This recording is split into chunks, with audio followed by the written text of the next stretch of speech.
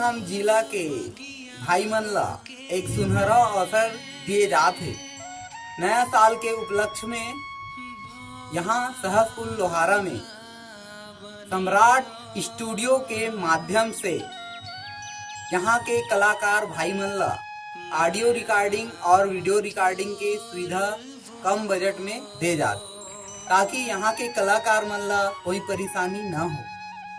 वो रायपुर जाने के बजाय फायदा उठाए और कम बजट में ऑडियो एवं वीडियो रिकॉर्डिंग कराकर अपना नाम कमाए।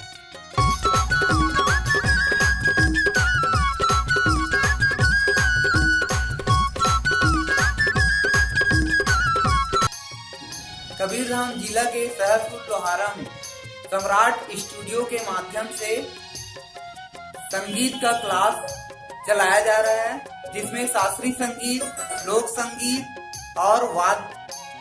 संगीत के साथ साथ वाद्य यंत्र में हारमोनियम, पैड, तबला और आर्गन सिखाया जाता है। कम बजट में यहाँ के भाई लोगों के लिए बहुत ही सुनहरा अवसर है।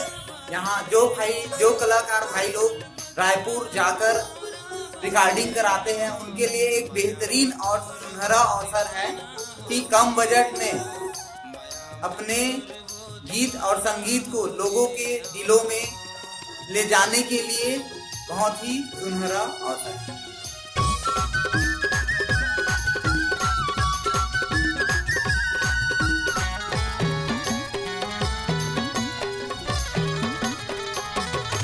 जय छत्तीसगढ़, जय भारत।